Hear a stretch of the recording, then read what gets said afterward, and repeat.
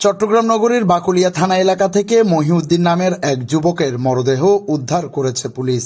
শুক্রবার বিকেলে বাকুলিয়া ৫ নম্বর ব্রিজ সংলগ্ন গাফফারের কলোনির বাথরুমের পাশ থেকে তার মরদেহটি উদ্ধার করা হয়। লাস্ট টাইমে শোয়ানো অবস্থা দেখছি আর কি।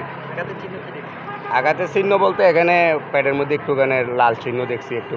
লাস্টটা আমাদের এই খালপাড়ে রহিম সদরের কলোনির বাইরের কলোনিতে এভাবে ওই বাথরুমের সামনে এরকম একটু খালি জায়গা ছিল, এখানে শোয়ানো অবস্থা ছিল। পুলিশ জানায়, বিকেলে যুবকের মরদেহ পড়ে থাকার খবর পেয়ে বিকেল ৫টার দিকে ঘটনাস্থল থেকে মরদেহটি উদ্ধার করে চমেক হাসপাতালের মর্গে পাঠানো হয়েছে। লাশ ময়নাতদন্তের পর মৃত্যুর রহস্য জানা যাবে, তবে শরীরে একপাশে আঘাতের চিহ্ন রয়েছে বলে জানিয়েছে পুলিশ। যে বিকেল ৫টার দিকে বাকুলিয়া থানায় আমরা খবর পাই যে একটি মরদেহ পড়ে আছে ওই যে ৫ নম্বর ব্রিজের পাশে বক্করের কলোনিতে। তো আমরা তৎক্ষণাৎ এসে দেখলাম যে একজন তরুণ বয়সের একজন যুবক, তার মরদেহ এবং শরীরে একটু আঘাতের চিহ্ন আছে।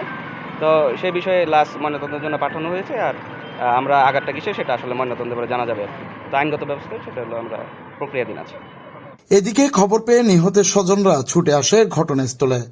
তাদের দাবি, নিহত মহিউদ্দিন সম্প্রতি কারাভোগ করে বের হওয়ায় প্রতিপক্ষ তাকে পরিকল্পিতভাবে হত্যা করেছে। আসলে এটা একটা ওর উপরে বদলা নেওয়া হয়েছে। আমার ভাই কিন্তু সমর্থন মিত্র ছিল না, আমার ভাইকে জড়ানো হয়েছে।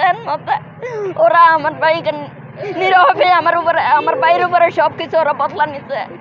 আমরা সুস্থ বিচার চাই, সুবিচার চাই আইনের কাছে। নিহত মহিউদ্দিন চট্টগ্রামের আনোয়ারা উপজেলার বরুমছড়া এলাকার মিছির বাপের বাড়ির বাসিন্দা মোহাম্মদ হোসেনের ছেলে।